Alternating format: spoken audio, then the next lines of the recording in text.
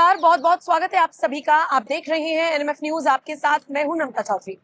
हर सोमवार की तरह बीता सोमवार आम नहीं रहा। नोएडा में बवाल हुआ। 83 स्थानों को चुना गया था। 42,000 मजदूर सड़कों पर थे और उनकी कुछ ऐसी मांगे थी जिनको पहले ही मान लिया गया था, लेकिन उसके बावजूद एक जत्था बाहर से आता है, इस भीड़ में घुसता है और इसका फायदा उठाता है और इन आम मजदूरों के कंधे पर बंदूक रखकर चलाई जाती है। नोएडा में जिस तरीके से बवाल हुआ बीते दिन, वो हम सब ने देखा।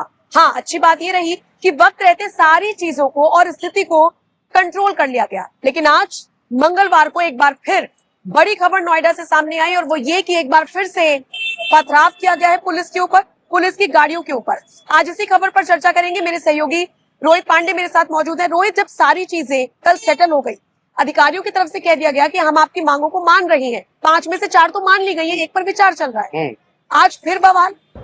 बिल्कुल, जिस तरीके से नमता पिछले 2 दिनों से नोएडा में स्थितियां दिख रही हैं, जब मांगे मान ली गई तो सवाल अब ये उठ रहा है कि मंगलवार को फिर कुछ इलाकों में क्यों पथराव किया गया, क्यों इस तरीके की हिंसा को अंजाम देने की साजिश रची जा रही है। क्या इसके पीछे कोई बहुत बड़ा गिरोह काम कर रहा है? क्योंकि हमें सिर्फ एक हिंसा से नहीं देखना होगा। अब से कुछ वक्त पहले 4 मई के बाद आप पूरी तरीके से उत्तर प्रदेश, उत्तराखंड, इन सब चुनावों पर नजर दौड़ाने लगेंगे और जो कुछ भी होगा वो सब चीजें चुनाव के लिहाज से देखकर जोड़कर देखी जाएंगी। तो जो कुछ भी हो रहा है अब 2027 में उत्तर प्रदेश से योगी आदित्यनाथ को कैसे हटाया जाए, कैसे बदनाम किया जाए, उन सब चीजों को भी ध्यान में रखकर किया जा रहा है। अब बात रही कि नोएडा के मजदूरों ने इतना बवाल क्यों किया, क्योंकि हरियाणा में सरकार बढ़ाती है इनके वेतन, तो उसके बाद नोएडा में बवाल होता है। हालांकि नोएडा में वेतन बढ़ा दिया गया और सब कुछ बाकायदा अच्छा चल रहा था, लेकिन अचानक से हिंसा हुई। उस हिंसा ने सवाल खड़े किए और जैसे देखिए हिंसा हुई, देश के तमाम मुद्दों पर अखिलेश यादव का ट्वीट नहीं आता, लेकिन हिंसा होती है अगले 10 मिनट के अंदर उनका ट्वीट आ जाता है और उसकी वजह से और ज्यादा ये जो मजदूर होते हैं उनको सपोर्ट मिलता है कि हमारे साथ तो अब राजनीतिक पार्टियां भी खड़ी हो गई हैं, अब हिंसा हम और कर सकते हैं और फिर जो कुछ भी होता है वो सबके सामने है। हालांकि योगी सरकार ने बहुत वक्त रहते इन सब चीजों को कंट्रोल कर लिया। आज की जो घटना है मंगलवार की, तो खबर है कि सेक्टर 80 में पत्थरबाजी हुई है और नोएडा पुलिस वहां पर तुरंत पहुंचती है, उन सब स्थिति को काबू पर पाया जाता है और सेक्टर 70 में अभी भी हिंसा जारी है। हालांकि वहां पर भी पुलिस बल तैनात हो चुका है। कुल मिलाकर 3000 से 5000 पुलिसकर्मी सड़कों पर उतारे गए हैं कि किसी भी तरीके की कोई भी घटना ना हो। सभी कंपनियां जो हैं वहां पर भी सुरक्षा व्यवस्था को बढ़ा दिया गया है और जांच को ज्यादा तेज कर दिया गया है। कोई कंपनी के अंदर पहुंचकर किसी के कार्ड से या किसी तरीके से धोखे से पहुंचकर कंपनी के अंदर तो मजदूरों को भड़का नहीं रहा है, क्योंकि अगर अंदर विद्रोह हुआ कंपनियों के तो ज्यादा परेशानी होगी। और अभी भी जो लोग प्रदर्शन कर रहे हैं, सरकार ने कहा है कि आप लोगों की मांगे हमने मान ली हैं। जो 5 मांगे रखी गई थी उसमें 4 मान ली गई हैं। एक मांग को लेकर आपने बताया कि विचार चल रहा है, लेकिन सवाल फिर वही है कि जब मांगे मान ली जा रही हैं तब आप बवाल क्यों कर रहे हो? अगर नोएडा वालों को दिक्कत थी तो फिर हरियाणा में जिनकी सैलरी पहले बढ़ा दी गई थी, 20,000 तक कर दी गई थी, वो अब क्यों बवाल कर रहे हैं? इसके अलावा राजस्थान में भी सुनाई दे रहा है कि मजदूर वहां पर भी सड़कों पर उतरने की तैयारी कर रहे हैं। तो ये एक लॉबी पूरी मुझे लग रहा है कि सेट कर ली गई है। नहीं, और आप गौतम बुद्ध नगर की कमिश्नर है लक्ष्मी सिंह, उनको सुनिए। वो क्या कह रही है? वो कह रही है कि बाहरी हाथ है। वो कह रही है कि जो मजदूर वहां पर काम करते हैं, जिस जिस इलाके में ये पूरे प्रोटेस्ट चल रहा था, सिर्फ 2 जगह पर हिंसा हुई और वहां पर जो भीड़ आई, जो जत्था आया, वो लोकल लोग नहीं थे, वो बाहर से आए थे। योगी सरकार में जो श्रम मंत्री हैं अनिल राजभर भी सेम बात कह रहे हैं कि बाहरी ताकतें थी। अच्छा, जिस जिस बुद्धिजीवी से आप बात करेंगे उसको सारी चीजें समझ में आ रही है। मैं आपको आज का नजारा बताती हूँ। हमारा ऑफिस भी नोएडा में है। सुबह जब मैं आई तो मैंने देखा कि जितनी भी फैक्ट्रियां, जिन रास्ते से मैं होकर आती हूँ नोएडा के उन्हीं सेक्टर से, किसी का शीशा टूटा हुआ है, पूरी तरीके से कांच नीचे पड़ा हुआ है, पत्थर पड़े हुए हैं बड़े बड़े, और कई कई ऐसी कंपनियां थी जिनके बाहर पुलिस बल तैनात था। अब आप सोचिए कि पुलिस कर्मियों की ड्यूटी लगाई गई है सुरक्षा में, कोई बवाल ना हो, नोएडा, दिल्ली, बॉर्डर सारी चीजें सुरक्षित रहे। और आज की खबर यह है कि नोएडा के सेक्टर 80 में इन्हीं पुलिस वालों पर सो कॉल्ड मजदूरों ने फिर से पत्थरबाजी की है। सवाल मजदूर नहीं है। अब मजदूरों के आड़ में क्या हो रहा है आप देखिए ना। मैं और आप यहाँ पर खड़े हैं, आप कैमरे के सामने, तो हम जिम्मेदार है ना हर चीज के लिए। अब मजदूर अपना आंदोलन कर रहे हैं। 4 दिन से साइलेंट प्रोटेस्ट था, एक जत्था आता है तो ये मजदूरों को भी समझना होगा, ये हर उस आंदोलनकारी को समझना होगा कि बार बार आपको टूल किट के तौर पर क्यों इस्तेमाल किया जा रहा है। नहीं, मजदूरों को नमता इतनी समझ भी नहीं है। सीधी सी बात मैं उन्हें बहुत ज्यादा डिग्रेड नहीं कर रहा हूं, लेकिन उन्हें इतनी समझ नहीं है कि उनके बीच कौन आ गया।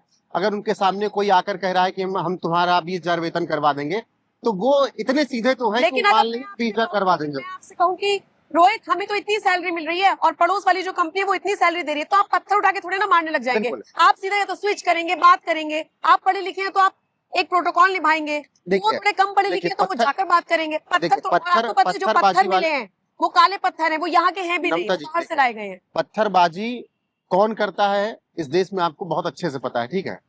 और कहां कहां कब कब पत्थरबाजी हुई है इस देश में, आप वो भी देख लीजिए। कश्मीर से लद्दाख से लेकर बरेली संभल से लेकर कानपुर से होते हुए दिल्ली हिंसा, तो पत्थरबाजी का एक ट्रेंड इस देश में है। और किन्होंने ट्रेंड में लाया पत्थरबाजी को, ये बताने की जरूरत नहीं है मुझे लग रहा है देश को। तो ये जो पत्थरबाजी हुई, मैं फिर कह रहा हूं कि मजदूरों को उकसाकर हुआ। जो एक कहा जा रहा है कि जो कमिश्नर की तरफ से कि लोग बाहर से आए, उसमें से किसी ने एक पत्थर चलाया होगा, तो फिर बाकियों को भी ये हुआ होगा कि हम भी पत्थर मारे, शायद हमारी बात ऐसे सुन ली जाए। लेकिन अगर एक मजदूर की बात करेंगे तो वो इतनी हिम्मत तो नहीं कर पाएगा। सीधी सी मैं बात बताऊं कि बिहार और उत्तर प्रदेश या बुंदेलखंड के किसी हिस्से से आया व्यक्ति इतना नमता शुरुआत में, या वो 8 साल से यहाँ नौकरी भी कर रहा है ना, वो इतना डरा हुआ होता है कि वो 8-9 बजे के बाद कहता है कि मुझे घर पहुंचना है। वो बाहर नहीं रहता है, वो 7-8 साल से यहाँ रह रहा है। 1 मिनट लेट होने पे जिसकी हाँ। सैलरी कट रही हो और वो हाथ जोड़कर अंदर जा रहा हो, वो सोचिए। पत्थर उठा ले। और ये सब वो हैं कि जो अपने गांव में एकदम रौब से रहते हैं, कोई बोल के दिखाए उनको उनके गांव में, लेकिन यहाँ पर वो रिक्वेस्ट कर रहे हैं। वो पत्थर नहीं चलाएंगे क्योंकि उनको पता है कि वो अपनी माँ के लिए, बाप के लिए 10,000 12,000 यहाँ कमा रहे हैं। अगर जेल हो गई तो उनको कोई बचा नहीं पाएगा। कंपनी ने निकाल दिया तो हाँ। नौकरी गई। कंपनी निकाल दिया तो क्या हाल हो जाएगा।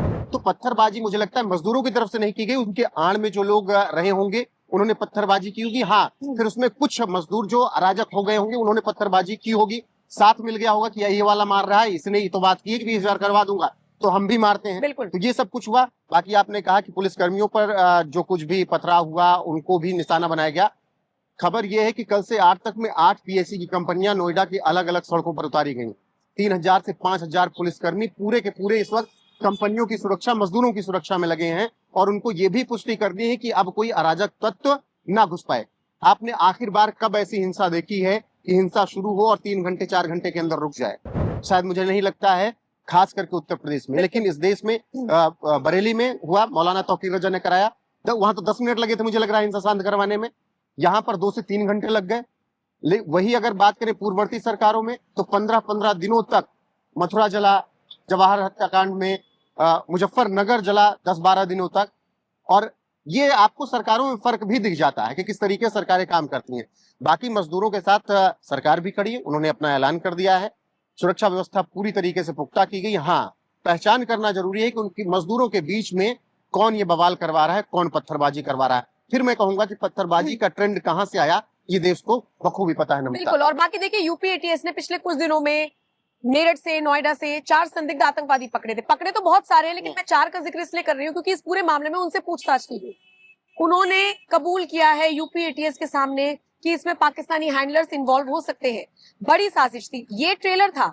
देखिए, आप और मैं सड़कों पर नहीं उतरेंगे, पढ़ा लिखा वर्ग नहीं उतरेगा, पढ़ा लिखा वर्ग नहीं उतरेगा, लेकिन इसके बाद किसानों को, वो जो छोटे लेवल के किसान है, उनको भड़काया जा सकता है। अभी एक प्रदर्शन नमता, अभी एक प्रदर्शन हुआ था, आपको याद होगा, जब यूजीसी को लेकर देश में विवाद हुआ। एक पढ़ा लिखा तबका सड़कों पर उतरता है। हमको बताइए, कहीं आगजनी हुई, कहीं पत्थरबाजी हुई, कहीं पर देश विरोधी नारे लगे, कहीं पर पाकिस्तान का झंडा दिखा, कहीं पर भी गालियां दी गई। सरकार को ही नहीं दी गई ना, शांति से विरोध प्रदर्शन किया गया। सुप्रीम कोर्ट का उधर उस बीच स्टे आ गया, सब कुछ शांत हो गया। अभी प्रदर्शन चल रहा है राजस्थान, कई हिस्सों में यूजीसी को लेकर प्रदर्शन चल रहा है, लेकिन आपको कहीं भी हिंसा दिखी? नहीं दिखी। क्यों? क्योंकि वो वर्ग अराजक तत्वों को घुसने ही नहीं दे रहा। और अराजक तत्वों को भी पता है कि यहाँ पर घुसेंगे तो खुद कूटे जाएंगे। यहाँ पर आसान था और यहाँ पर उन्होंने टारगेट कर लिया मजदूरों का। और वामपंथियों का ये हमेशा से चाल चरित्र रहा है कि मजदूरों के बीच जाएंगे, कहेंगे देखो तुम्हारे मालिक के पास तो फॉर्च्यूनर है, तुम पैदल आते हो, तुम ई रिक्शे से आते हो, बराबरी का सबके पास हक होना चाहिए। और ये बात वो कहाँ बैठकर करेंगे? दिल्ली के बेहतरीन पॉश इलाके में बढ़िया से जाम छलकाते हुए ये तय करेंगे, बढ़िया से 5,000 10,000 के जाम छलकाते हुए ये तय करेंगे कि मजदूर 10 रुपए के ई रिक्शे से आ रहा है और तुम्हारे मालिक के पास फॉर्च्यूनर है, बराबरी का होना चाहिए। तो वामपंथियों ने वही मजदूरों के साथ यहाँ पर भी किया है। और वही बात है कि योगी को हटाने के लिए जो कुछ भी हो सकेगा वो करेंगे। उसके लिए कुछ भी करना पड़े, किसी को भी निशाना बनाना पड़े, कितनी भी प्रॉपर्टी तोड़नी पड़े, वो सब कुछ करेंगे, लेकिन बस उत्तर प्रदेश से योगी आदित्यनाथ हट जाएं। देखिए, मंसूबे साफ नजर इसलिए आने लगे हैं, जैसे आपने यूजीसी का जिक्र किया या अभी हम इसकी बात कर रहे हैं, ये एक्सपेरिमेंट्स चल रहे हैं और ये एक्सपेरिमेंट यूपी में फेल हो रहे हैं। इन्हें लगता है कि यूपी एक ऐसा राज्य हो गया, एक ऐसा सोर्स हो गया है, आप चाहे राष्ट्रवादी के लिहाज से देख लीजिए, आप चाहे बिजनेस के लिहाज से देख लीजिए, जीडीपी के लिहाज से देख लीजिए, उत्तर प्रदेश बहुत आगे बढ़ रहा है और यहीं से होकर रास्ता सुधरता है दिल्ली का। तो इनका मानना यह है कि यूपी को थोड़ा सा डिसमेंटल करो तो कहीं ना कहीं दिल्ली पर फर्क पड़ेगा, लेकिन ये अपने मंसूबों में अभी तक तो रोहित कामयाब नहीं हो रहे। 9-10 महीने बचे हैं चुनाव में, कितना कुछ होगा देखने वाली बात होगी, लेकिन ताकतें तो हैं जो काम कर रही है और ये अब सबको समझ में आने लगा है। जमीनी स्तर पर इसका कैसे असर होगा, अब बस ये समझना होगा। बहुत बहुत शुक्रिया मेरे साथ जुड़ने के लिए। आप बताइए, आप इस पर क्या राय रखते हैं? मजदूरों की आड़ में उनके कंधे पर बंदूक रखकर कौन चला रहा है? आपके हिसाब से कौन है ये लोग? कौन सा टूल किट काम कर रहा है? किस लिए कर रहा है? आपकी जो भी समझ हो, जो आपको समझ में आया हो, कमेंट सेक्शन में आप अपनी राय दीजिएगा। बाकी अपडेट्स के लिए एनएमएफ न्यूज देखिए।